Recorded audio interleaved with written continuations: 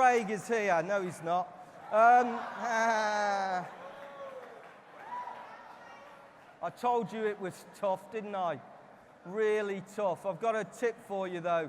If you've got a prized possession, never give it to a movie director because he'll wreck it for you. Thank you for listening so attentively, particularly you lot at the front. Good evening, ladies and gentlemen, and welcome to the moment we have all been waiting for more than 2 decades. Tonight, you will be part of history, the North American reveal of the all-new Land Rover Defender.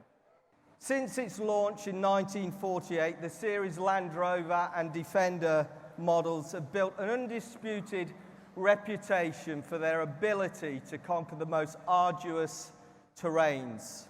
So the new Defender is respectful of its past, but it isn't harnessed by it.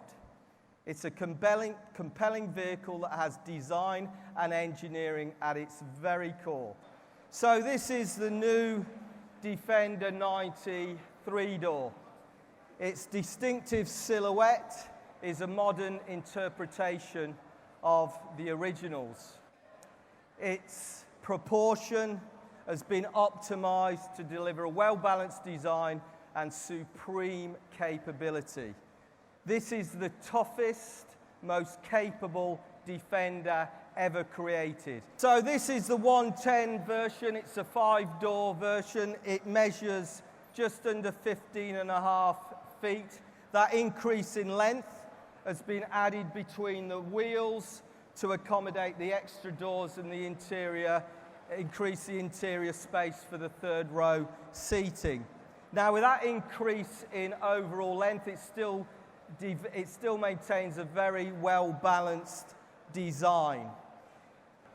So, ladies and gentlemen, the new Defender family created for the 21st century with state-of-the-art technologies, hybrid electric powertrains, and over-the-air software updates.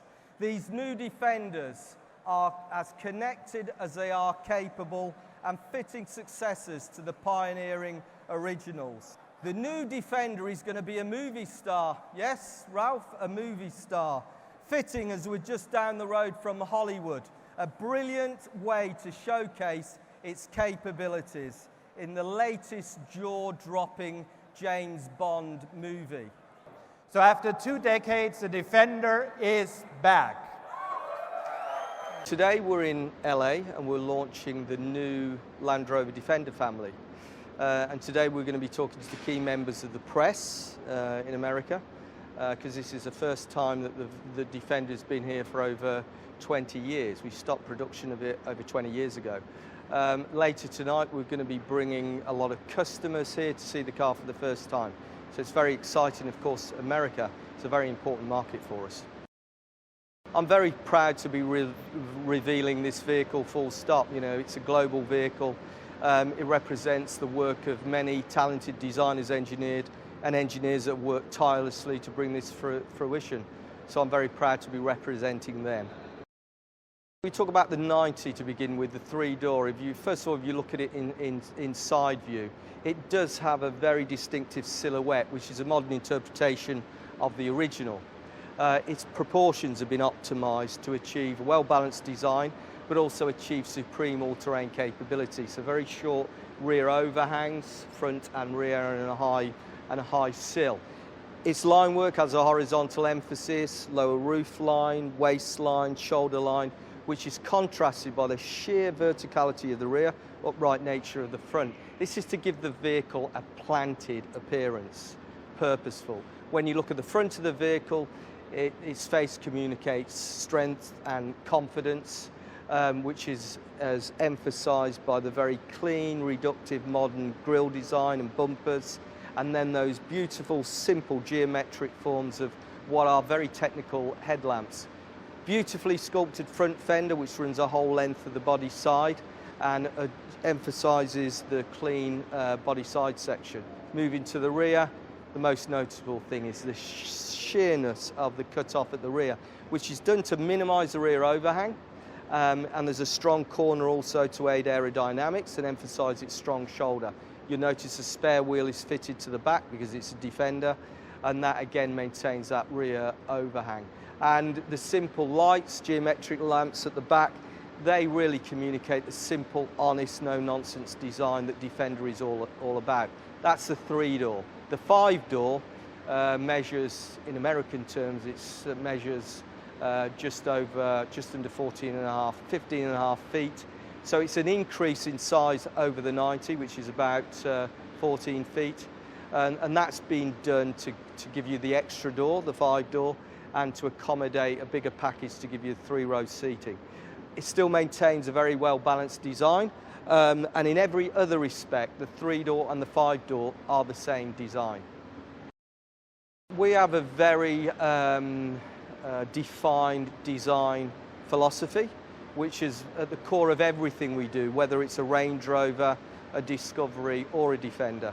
So when it came to designing the new Defender, and of course there's great anticipation for it, it was really a case of following that design strategy, recognizing the fact that the Defender, was designed and engineered many, many years ago, because this was about creating something for a new generation, something that was relevant and modern. So it was a case of looking back at the old Defender and acknowledging it, but being firmly pointed forward. It's about taking its essence and capturing it in terms of a modern interpretation. Our desire is always to get the balance between excellent design and engineering integrity, and that could be reconciled, and I think the Defender is a very good example of that. When you look at the proportions, they're optimized to give you a well-balanced, attractive design, but they also give you supreme all-terrain capability. The new Defender is, we're not going to suddenly start designing our Range Rovers or our Discoveries in a different way. This is the DNA for Defender, and that will evolve as time goes on. We've got an established design direction for Range Rover, which you're starting to see that manifest itself in the Velar and the new Evoque, and you'll see it in the next generation Range Rover. The Discovery can probably become more defined now that the Defender is here. So there's specific design DNAs for each that evolve naturally. We've worked with the Bond movie franchise, and really we haven't done that much to it because this vehicle is incredibly capable anyway. It's the toughest, most capable Land Rover ever built, and I think when you see the film when it eventually comes out and you see what they do with the Defender, you'll see that what I've said there is absolutely true. Last night we introduced a new Defender in the US, Los Angeles Automotive Show, and it was sensational. The response, the attraction, the power in the hall was just accelerating. The vehicle is really very, very well received and created a hype. We are bringing back the Defender to the US after 22 years. And we bring back a Defender which is unbelievably capable. It stands out. It's a category of its own. And the US dealers, medias, but also customers did recognize that there's something really special. The Los Angeles Motor Show, especially this year, where we introduced the Defender, but also the Velar, SVA. We have the F-Pace there as SVR version, but also the new XE is very important. US is the biggest market for Jaguar Land Rover, and therefore we want to also show the whole portfolio of Jaguar and Land Rover to show potential customers that they can stand out with very special premium products from our brand. One of my hard days in the business, I had to stop the production of the old icons, the old Defender.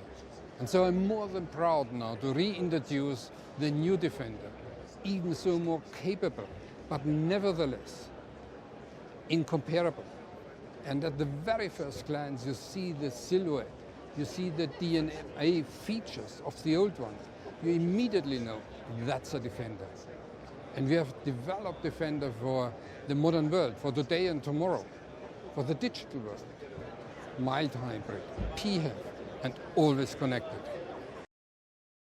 It's no question. Defender will be a star of the show, and Defender will make its way in US. The XJ has written history. The XJ is the flagship. And we have already shown in Frankfurt at the motor show that we are going to develop the next generation of the flagship, a fully electrified XJ. And therefore, the current XJ will be a collector's item. It's something very, very special. And therefore, this very special edition, also for the US market, in limited numbers, will find its way. The US is the biggest market for Land Rover, but also Jaguar. And therefore, the premium market in the US gives us a lot of opportunity to grow also in the future.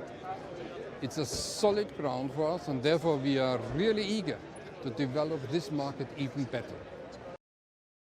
We have introduced the I-Pace and have still more than 200 patents pending on the I-Pace earlier than anybody else. The first premium electric vehicle gets awards all around the world.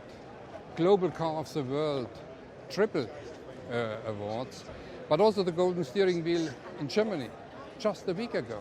And that shows how advanced, how the technology is being seen also from customers, from the readers of magazines and the juries. We have really done a very special job here, and I say thank you very much to the team who have developed these kind of advanced vehicles. And this kind of strategy we are going and following up. We will introduce more of these electric vehicles, learning out of every and each approach, out of Formula E, out of the E-Trophy, but also we have taxis running in Munich or in Berlin, for instance. We create and receive all the data, and we will make even better products electrified in the future. LA and Southern California are one of our biggest markets in North America. So this is a critical show for us to be able to really connect with the customers and get the Defender in front of as many people as possible. The XJ collection, it's a great swan song for the current generation of XJ, perfectly suited to here, being based on the V8, which has always been one of our top sellers in North America for the XJ. And it's a great special edition just to help the XJ stand apart in its final year. It's unbelievably exciting to be launching Defender here at the LA show. It's over 2 decades since we last sold a Defender in the US, so that's hugely important for us. As far as the market goes, just in terms of the relevance of SUVs and off-road vehicles and how that market just continues to expand and grow, having the opportunity to get that back out here, especially in a market that is so in touch with nature and doing outdoor activities, it's the perfect car to be here, and this is really one of those things that we've been waiting for years. I think the critical piece with having that diversity of the 90, 110, all the different packs, is just showing off the diversity of consumers that we're expecting to get in Defender. And being able to have that breadth of offering is critical to the market, so that anyone that is looking at a Defender can tailor it to their individual needs and however they might be using it, whether it's towing over 8,000 pounds or using it day to day to carry their kids and things. I think this just gives people that idea of just all the different things that they could be capable of. As Jaguar Land Rover, we've got a huge commitment that every product line that we launch from 2020 and beyond will have some form of electrification, whether it be mild hybrids, plug-in hybrids, or full EVs. The start of that was really with the I-Pace.